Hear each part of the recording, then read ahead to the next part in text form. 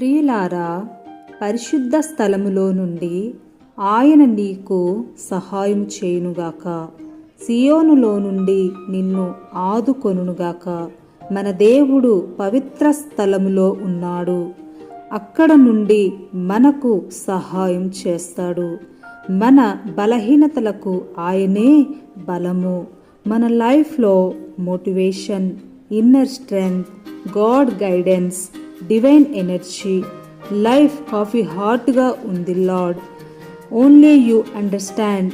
ఎప్పుడు ఎవ్వరు ఏం చెప్పినా నీ బిడ్డలకు కావలసిన రియల్ గైడెన్స్ని నీవే దయచేయండి తండ్రి. నీ పవిత్ర స్థలమైన సియోనులో నుండి నీ బిడ్డల హార్ట్లోకి నీ డివైన్ ఎనర్జీ పోసే దేవా.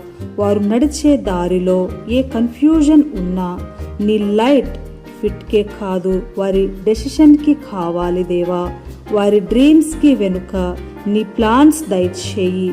సహాయం అక్కరలేదు అనే స్టేజ్ వరకు నీ సహాయమే వారు పిలుపు లార్డ్. నీ ప్రేమ నీ బిడ్డలకు కవర్ ఫైర్లా ఉండాలి దేవా.